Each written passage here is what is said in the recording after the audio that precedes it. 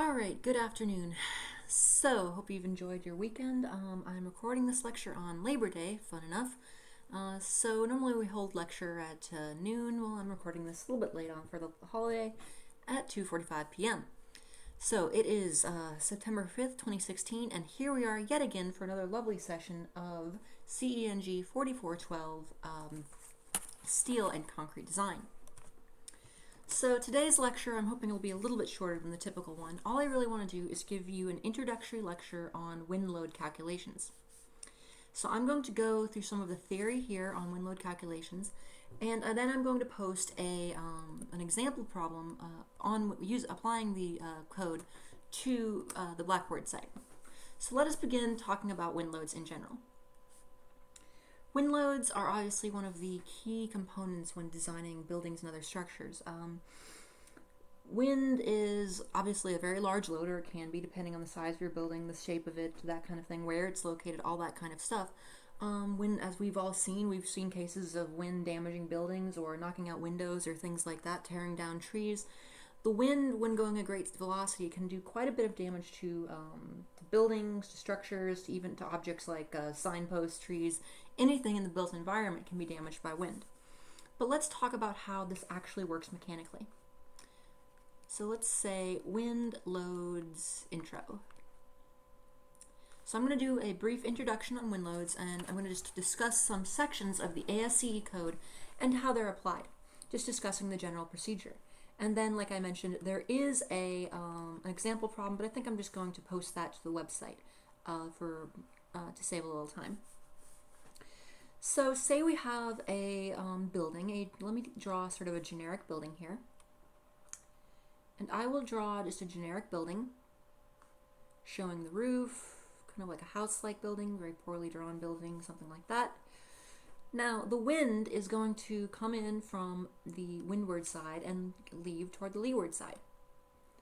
So again, it's going to come up like this, but then it must be deflected over the roof to come back down. At least a streamline that's like that, at that elevation would have to do that.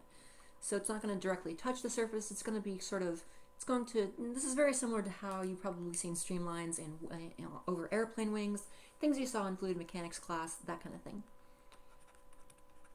So this is the actual path of the wind. Well, there's obviously numerous paths for the wind, but this is just one example, one streamline. So I'm going to label a few regions here and show you how these forces, or what kind of forces are acting on the structure here. So everything to the left of the peak I'm going to call region 2. Everything to the right of the peak I'm going to call region 3.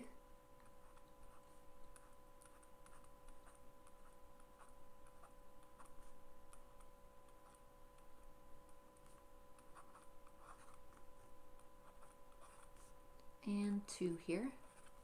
And then inside the building I'm going to have what I'm going to call 4. And this region breakup isn't something you find in the ASCE code. This is just what I'm using for this specific diagram. So do pay attention. I know this is kind of crudely drawn at best, but this is drawn this way to, I've drawn the arrows in a particular direction, so do pay attention to the direction of the arrows. The actual magnitude of the arrows here means nothing. Okay, so let's look at these different zones. Well, let's see here, region 1. Wind hitting a building creates many forces. Wind hitting a building creates many forces. You know what, actually I might do this up here. Just save a little space. Wind hitting a building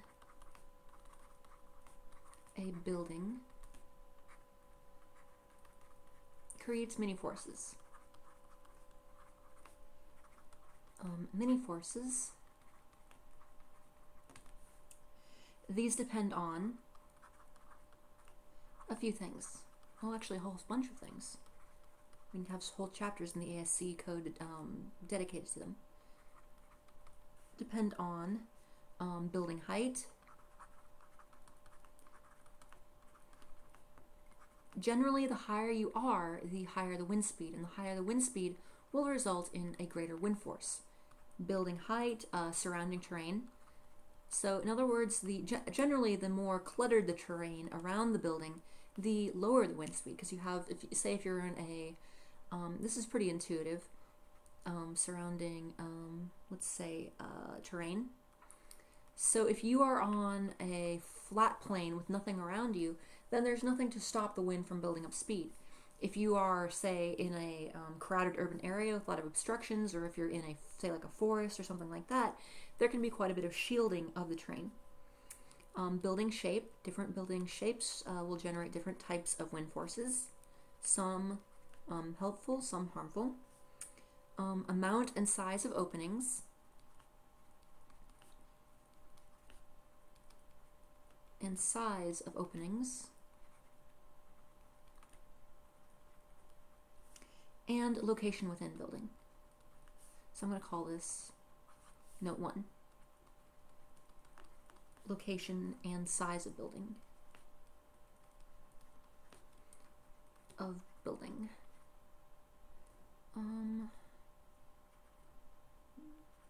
Abbreviation, building.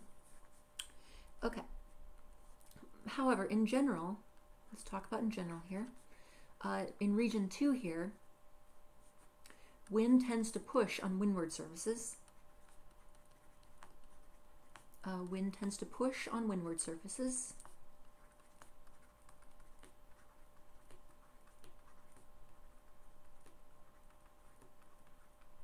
That's fairly obvious. If you imagine holding up, say, a sheet, imagine holding up say a sheet of poster board into the wind. If you ever, you've probably experienced this at some point. I know I did growing up.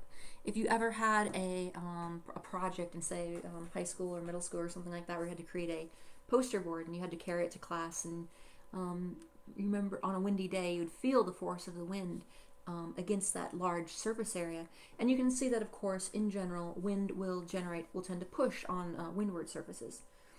But however, on the other side, we also have the wind tending to pull on the leadward surfaces.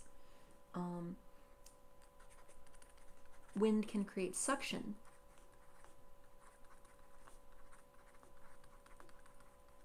On leeward or other surfaces, sometimes on the roof as well, or other surfaces. I like to think of it sort of like the wind is a bit sticky, so as it comes over here and leaves, it wants to pull the air next to the structure along with it, and that air and that air tending to be pulled away from the structure, it in turn pulls on the building envelope itself. So for wind can create positive, so we've covered this region, and the wind itself, and then let's look at inside the building. Wind can create positive or negative. Create positive or negative. Or negative pressure inside a building, just depending on several factors. So we usually have to check it for both. Inside a building,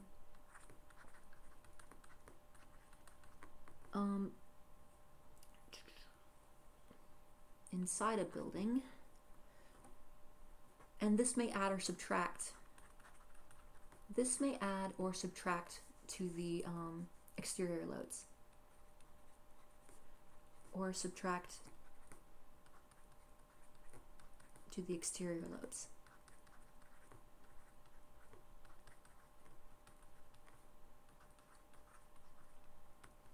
In other words, say we had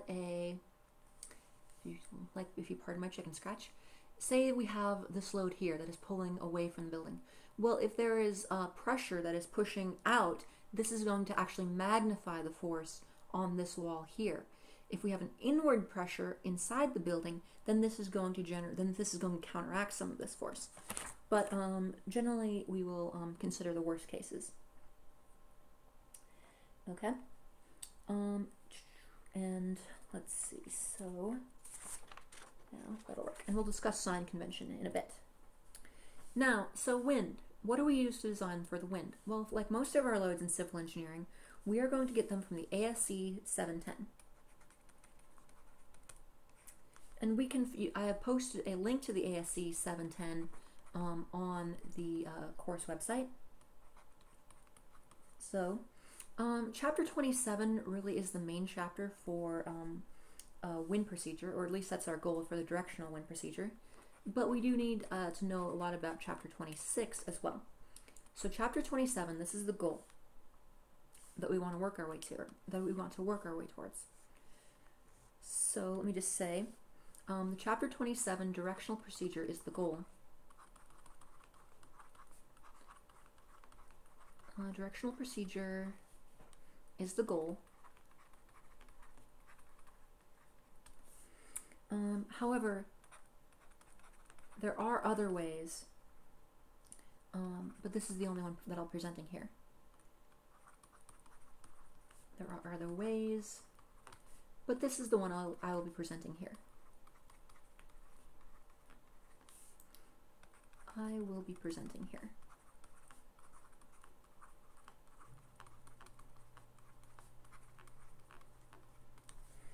Okay, but before we can get to chapter 27, we need to go over the basics in chapter 26. So chapter 26 gives us a lot of the quantities or tools that we're going to need to work through chapter 27. Chapter 26 is general requirements.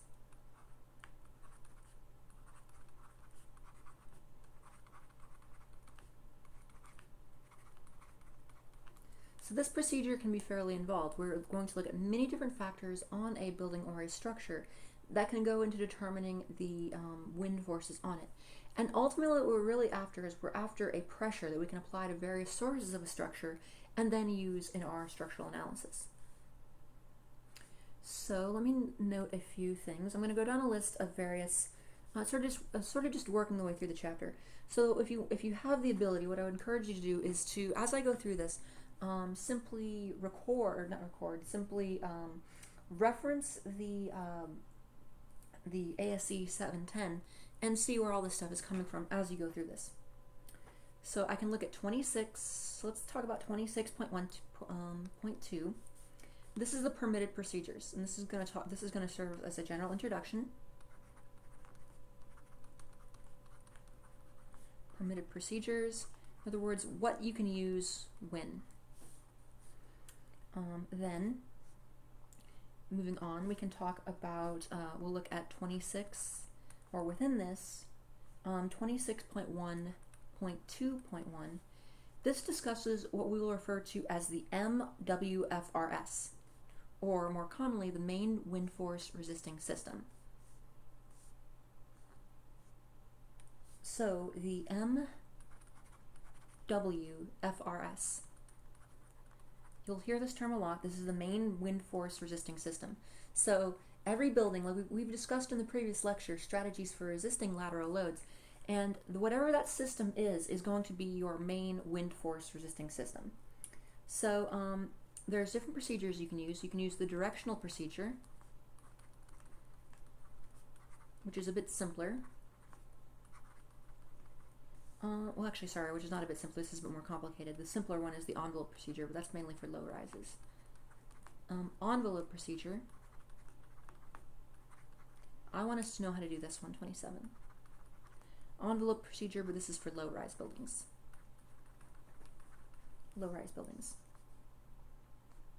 Then I can discuss 26.2.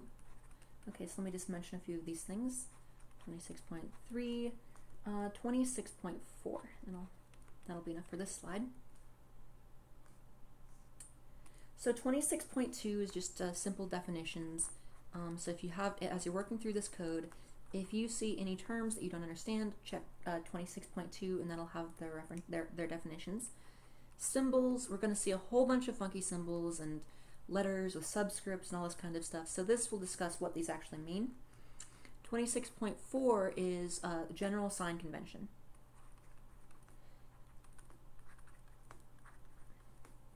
So the sign convention works like this.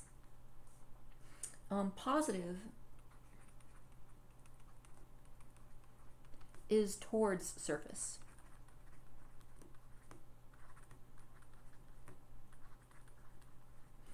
Negative, in terms of forces here, is away from surface. Away from surface. So in other words, let's look at this. You could have two different cases, positive and negative. Let me create a little tiny table here, showing how this might work. I'll show two cases for each here. So both internal and external can be positive or negative. This would be external and internal. So let me draw a few generic buildings, little happy house type buildings. And then I will draw some force arrows on here. So again, positive is always towards the building envelope. Negative is away from the building envelope. Even while you're inside, positive is towards the building envelope. Negative is away from, or in this case, towards the center, like so. Next, 26.5 discusses is a wind hazard map. And this is going to reference a hazard category that is mentioned in chapter 1. And the hazard category really comes down to the purpose of the building. Different kinds of buildings have different hazard categories, and you'll need to read through that to sort of understand this. So 26.5 is going to provide a map showing various sort of design wind speeds. And this is or nominal wind speeds, I should say. This is the wind hazard map, and you literally look at the map and see where you are and compare it to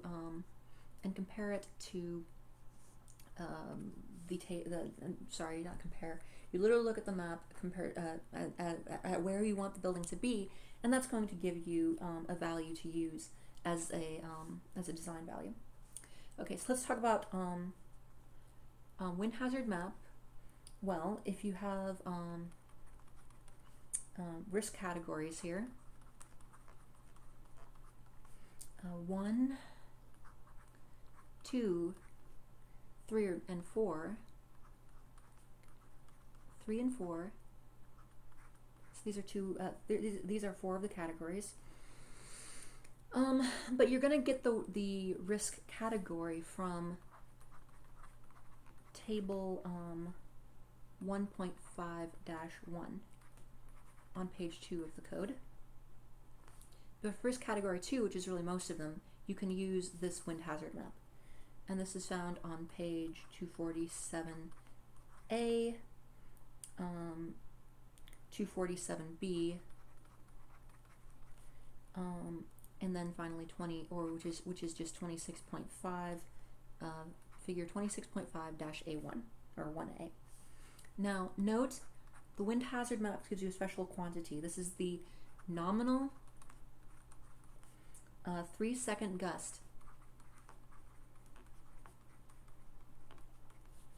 at a 33 feet high exposure category C. So we're going to use this standard value and then factor it depending on our building characteristics. Exposure class C. So you get that value from your map. Then we'll look at 26.7. So basically we'll need to go through chapter 26 and gather up a whole bunch of values, a whole bunch of numbers essentially, that you will use in your later calculations in chapter 27.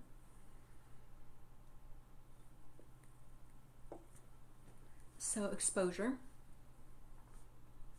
here, 26.7 talks about exposure. Now there's going to be 3 important sections here for exposure. I'm going to have 26.7.1, 26.7.2, and 26.7.3. Let me write this a bit further down. 26.7.3. Okay. So we're going to determine from sectors upwind,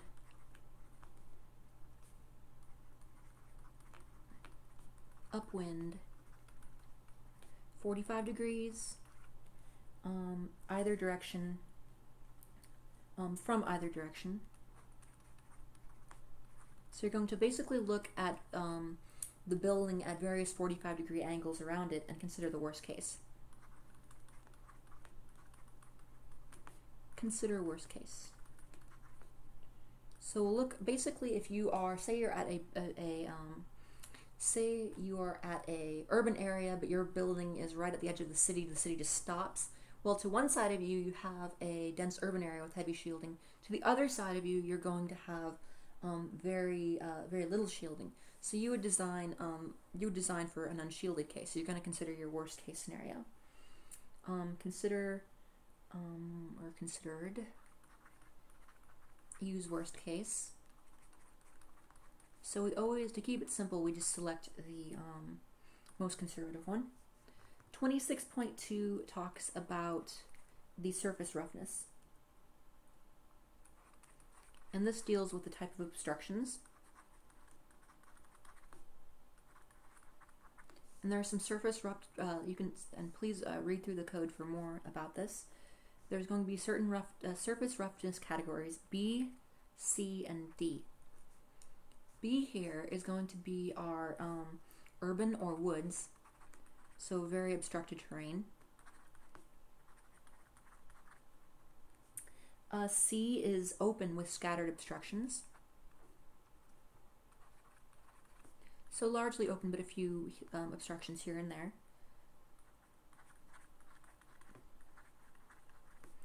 With scattered obstructions. And D would be flat, wide open. Or also water, if you're near a large lake, if you're near the coast, that sort of thing. Flat, wide open, ground, or water. So if you're in the middle of the desert and there's nothing going around you, or if you're near the shoreline or a large lake, this may be the surface roughness factor you have to use, or category you have to use. Oh, and then 26.3, I should say. The exposure category, you combine this. This is the exposure category.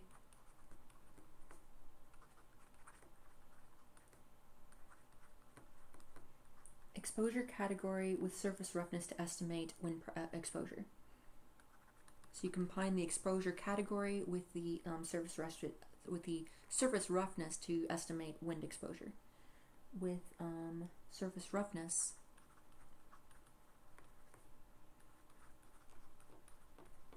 and please refer to the code, to estimate wind exposure.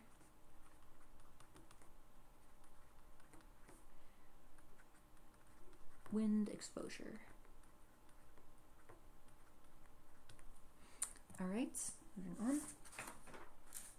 Next, we'll refer to 26.8. 26.8 is talking about topography. Topographic effects here are topographic effects. Topographic effects.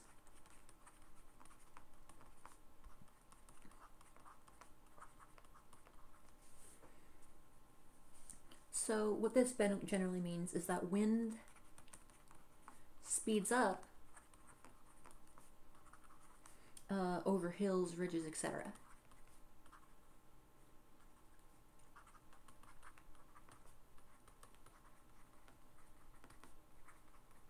So if you have a large piece of earth that's going to directly resist the wind and force a massive amount of wind to go around it, right at the, in fact, let me maybe I'll kind of draw this here. If you have a say, you know, I'll draw this in brown to show topography. Why not? Or maybe, because I don't have brown, I'll use dark red. Say a flat ground, and then there's a large hill. Well, let's look at the streamlines here. What are they going to do? Well, say you have streamlines here. Well, this is going to be forced upward to go around the top of the hill. And then it will come back down. This one will also end up being bunched. So basically right at the peak, they all kind of end up being bunched together. Then they'll separate out again. Again, right at the peak, they all end up kind of bunched together. And if you remember your streamlines from fluid mechanics, that idea, right at the peak of a mountain, a series of hills, whatever, there's going to be higher wind speeds, or higher higher wind speeds, because more through the same volume of air, through the same volume of space, a greater amount of air is going to have to move through. That means that there's going to be a higher velocity here. So our equation here, we use something called K sub ZT, or KZT, subscript ZT. And the formula for this is 1 plus K1, K2, K3, quantity squared, where K1, K2, and K3 come from figure 26.8-1. From figure 26.8-1. However, if there are no hills, ridges, etc., then KZT is just going to be 1.0. Essentially, this is a multiplier we're going to apply later if we have some topographic effects. Next, I'd like to talk about 26.9, wind gusts. As we all know, the wind does not blow constantly. It varies in its intensity. Sometimes it's very slow, sometimes it's very rapid, and or sometimes it's very weak and sometimes very strong, I should say. So it comes in gusts, wind gusts. If building is rigid, so really this is taking into account dynamic effects. If a building is very flexible, the gusts, periodic gusts, may be able to cause some sort of dynamic effects. Something like vortex-induced vibration would be a classic example, or something like a bridge that's vibrating back and forth along with the wind. You've all probably seen the video of the Galloping Gertie or the Tacoma Narrows Bridge as a classic example. So that is an example of a structure that we would not consider rigid. If your building is like most typical buildings, we don't need to consider this effect. So while no building is perfectly rigid, obviously, a perfectly rigid object is impossible, but we can, in terms of the code, we define buildings as rigid if they meet a certain category, or certain classification, or certain properties. If building is rigid, in other words, it won't be able to sway back and forth along with the wind. This is really a dynamic effect. If the building is very flexible and has a certain natural frequency, then and if that natural frequency matches up with the gusting of the wind, you can end up with vibrations that build up and build up and build up and cause the structure to collapse. So if you have a building like that, you may have to do more complex analysis than what we're going to discuss here. For very large buildings, very expensive buildings, you may even have to do wind tunnel design. If you're going to build a 80-story building, you're going to be making a model and putting it in a wind tunnel at some point. But we don't need to worry about that for most of our ordinary buildings. If building is rigid, gust effect factor will actually decrease the load. Gust effect factor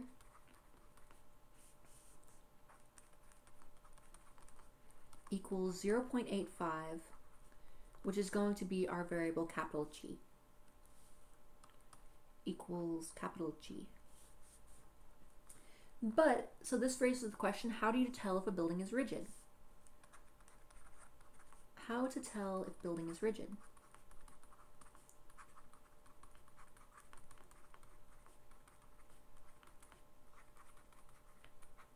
How do we tell if the building is rigid? Well, this is determined based on natural frequency of the building.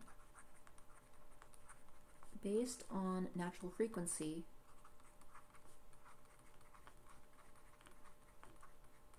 of the building,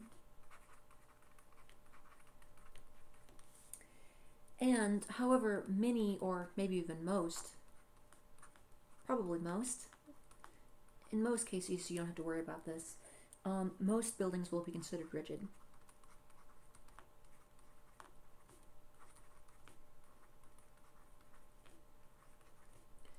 Thankfully, there's a good rule of thumb you can use. You don't actually have to do a full dynamic analysis on your building in a finite element model and actually calculate the natural frequency and things like that.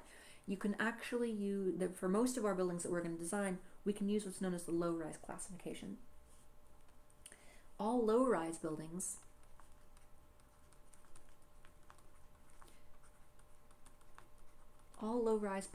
are considered rigid. Can be considered rigid.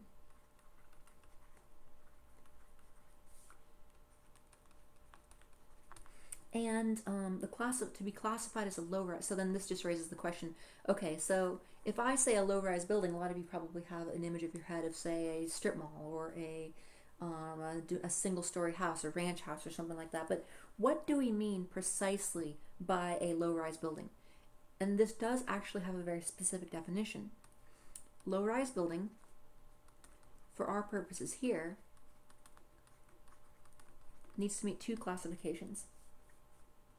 One, the height is less than 60 feet, and two, the height must be less than either the width of the base or the length of the base, whichever is smaller. And this is just whichever one of these is smaller, so the least of these. So in other words, it can't be taller than it is wide. If the building is taller than it is wide, even if it's if you can think about this, you can probably intuit this. If a building is only 10, I'm really stretching the definition of the word building here. This is more like a tree fort or something. But if a building is 15 feet tall, but it's only 3 feet wide, something like a flagpole or something, that's not really a flagpole, but just maybe 5 feet wide. If it's 15 feet tall and 5 feet wide, we're really not going to consider that building low-rise, if we can even call that a building. Again, that's more like a backyard tree fort or something. But again, for most of our buildings like houses, most of our buildings like 3 to 4 story buildings, maybe even 5 story, tend to be under this, tend to meet this classification. So usually we don't even have to worry about wind gust effects. And the reason for this is simply that for this type of construction, for the materials that we make buildings out of, the natural frequency of these very sort of shorter structures won't match up with the natural frequency of the wind gusts, so you don't have to worry about dynamic amplification effects occurring. Next, let us talk about enclosure. Enclosure refers to the building envelope itself. And this is discussed in 26.10, so enclosure.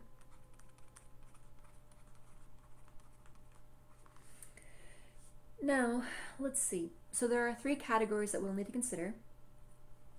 Enclosed, and this is talking about how many holes there are in a building envelope. Partially enclosed,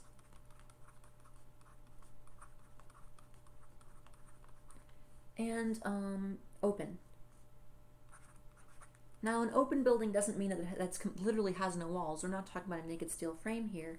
What we really mean by open is each wall at least 20% open. At least 20% open.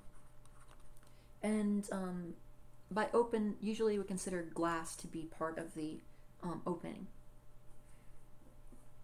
although check the code on that, I believe that's how we usually classify it. The idea being that in a very strong wind effect, or in a very strong wind event, the winds, like say a hurricane or something, the wind may blow out the windows, but that may actually relieve some of the loads on the structure, and you're allowed to take that into account. So, as you know, basically, you're always told not to, in the middle of a hurricane, if you're unfortunate enough to be in a building in the middle of a hurricane, don't stand near a window. Same thing with a tornado or something. The idea being that the code or the buildings are actually designed to take that into effect, in the sense that if you have if a building has a large amount of windows in it, when they design it, you are allowed to consider the scenario where the wind has blown out the windows and thus decreased the loads upon the structure. So, but generally here, so you can read more about this, but for your categories, check 26.2 as well for what these mean exactly for in terms and again, that's in terms of definitions. So 26.2 provide the definitions for each of those things. Next, 26.11 is going to find our internal pressure. Is the internal pressure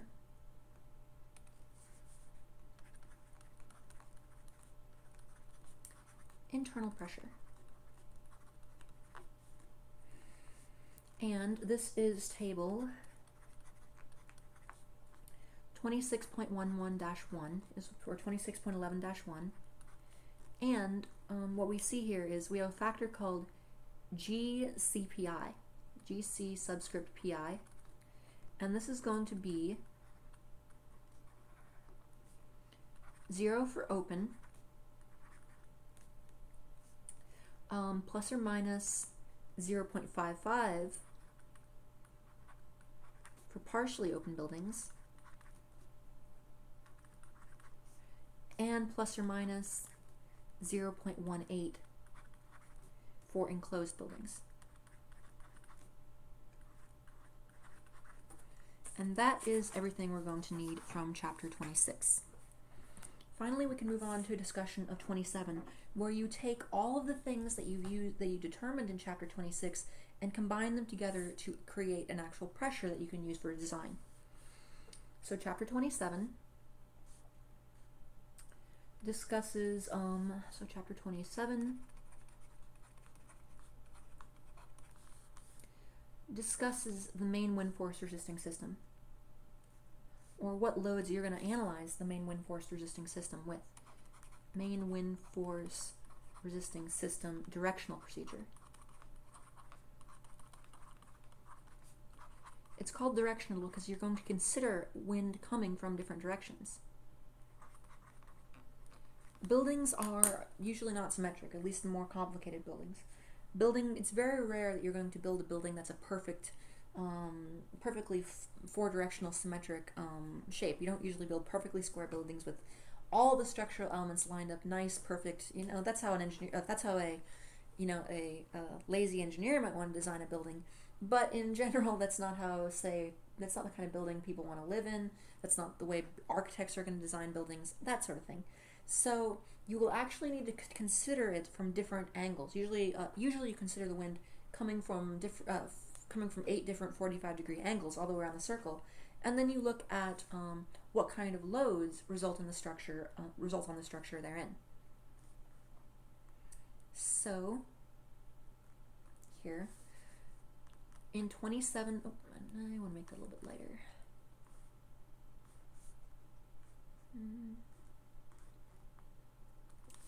In 27.2, it's going to mention that you need all of these things. Collect everything.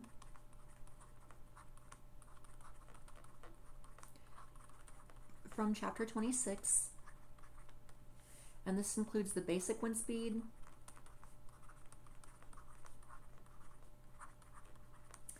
which you get from the map, wind directionality factor,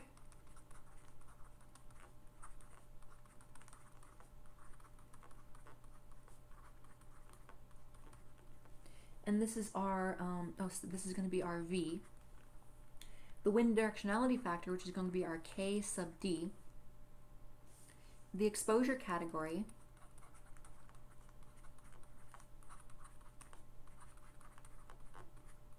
the topographical factor,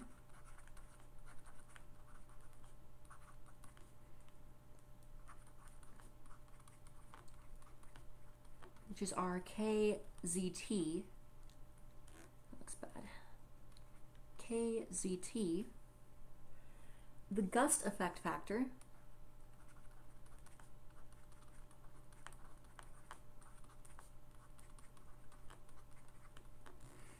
and two other things, the enclosure factor, or the enclosure classification,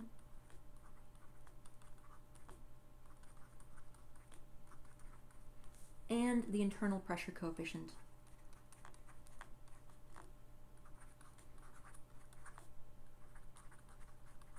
The internal pressure coefficient,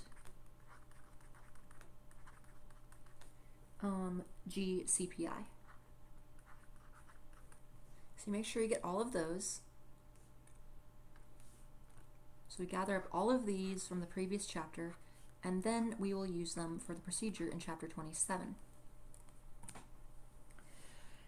Now, the procedure that we're going to use is laid out in table 27.2-1.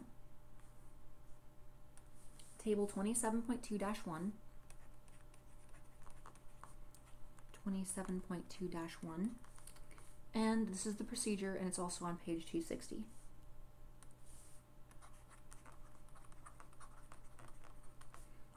On page 260.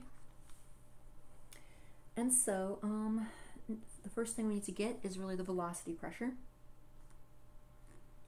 And this is really the core of what we're after. Well, sort of. Not quite, I guess. Now, this is going to be our 27.3 is our velocity pressure.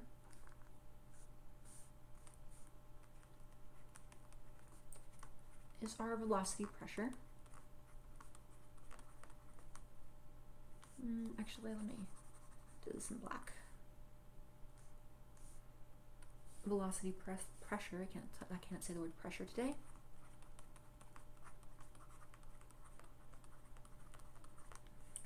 And this converts wind speed.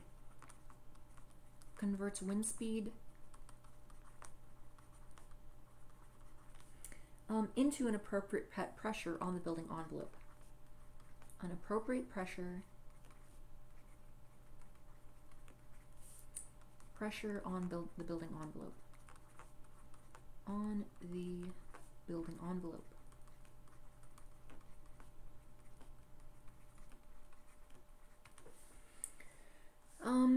And it changes for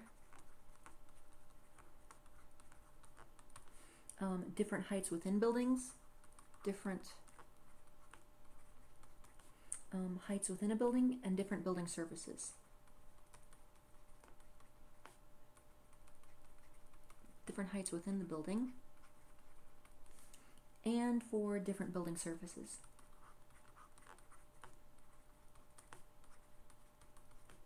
So you'll need to actually calculate this. The pressure will vary greatly depending on what height you are in the building and what kind of the surface of the building, the obstructions on the building itself, that sort of thing.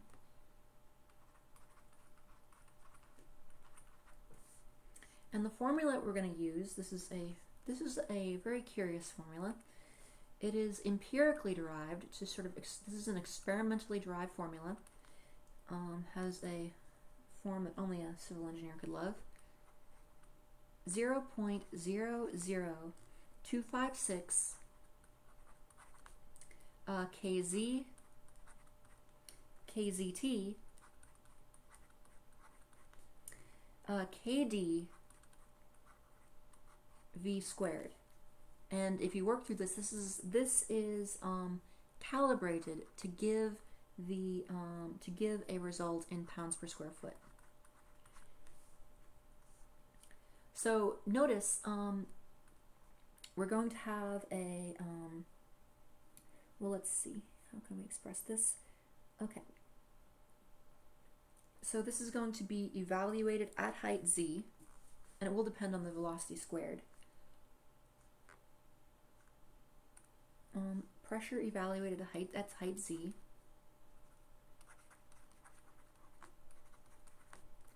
evaluated at height z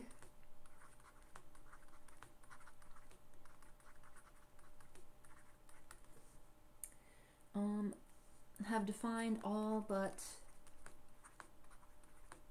we've defined all of these have been defined except kz. Kz is found on the table. Kz is from table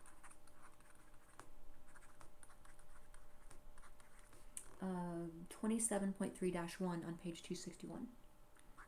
27.3-1 on page 261 of the ASCE code. And then finally, we can actually get our wind load on a particular surface. All right, on a particular surface. So this is just our velocity pressure, and then we'll create the actual wind loads. So this is our velocity pressure, and then we'll get the actual wind loads from here in section 27.4. This is really our final result. That's what we're really after. What we need to actually design our main wind force resisting system to resist. So wind loads here, 27.4-1, or yeah, 27.4.1 covers the case of enclosed or partially enclosed, and that's what we usually use. A bit more conservative, or partially enclosed.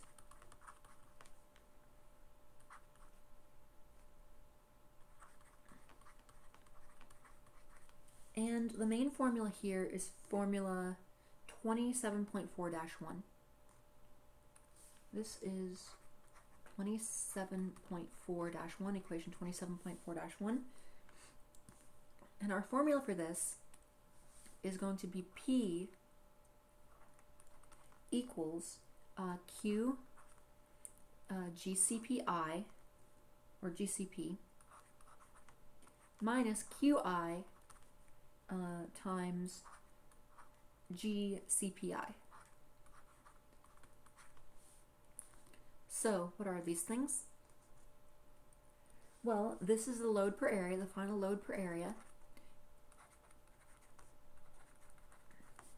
The load per area. This is the external load.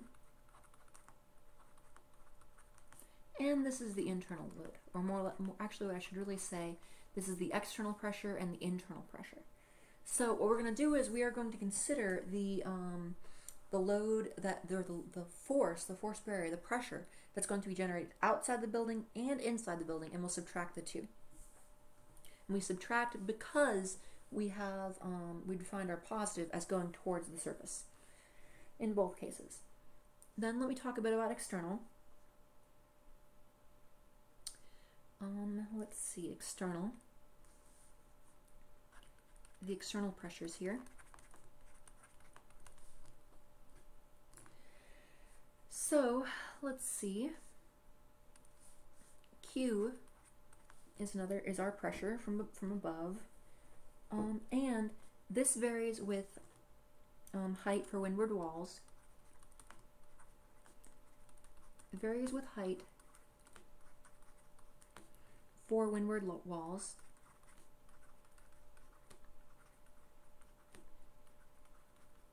For windward walls. And we use the value at roof for leeward walls,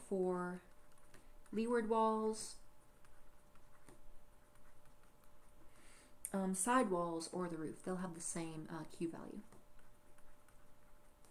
Or roof. And then CP, another factor, is the external pressure coefficient. And this will depend on your type of building, shape, etc. And the where you're looking on the building primarily.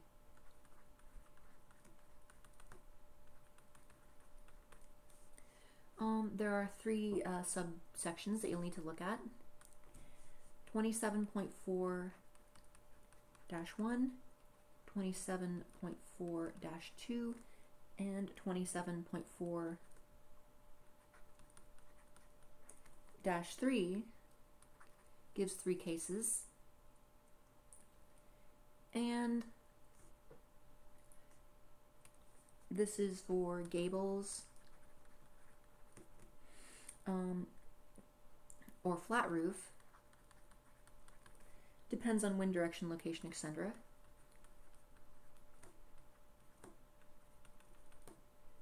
Location, etc. 27.4-2 would be for domes. If you don't necessarily encounter many of those. And then arches. So different factors for different types of building shapes you'll need to look at.